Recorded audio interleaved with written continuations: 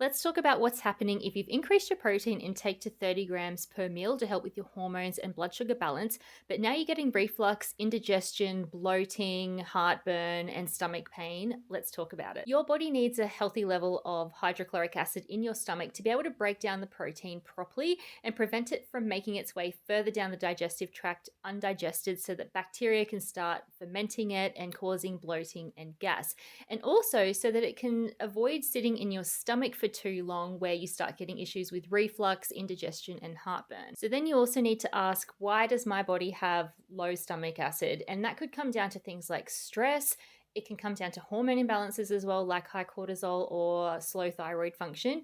It could even come down to nutrient deficiencies like zinc and B vitamins, or there's a bacteria called Helicobacter pylori that can live in the stomach and create an environment where you have low stomach acid. So that's where you start seeing these problems. So you need to get to the underlying cause of why you have low stomach acid and address that. This is where I find gut testing like a microbiome mapping or a GI map test really helpful to use with my clients, because you can really see what's going on in the gut from upper digestion to lower digestion. And then you know exactly what you're working with and what you can target to help your digestion to work better without issues. Some things I might get my clients to do in the meantime would be making sure you're eating in a mindful state, because this helps the body to get in that parasympathetic nervous system state, which is also known as rest and digest for a reason, so that you do that before you eat so that everything is working a lot better. You also want to make sure your posture is nice and straight. Chewing your food to a mush or applesauce consistency is also essential.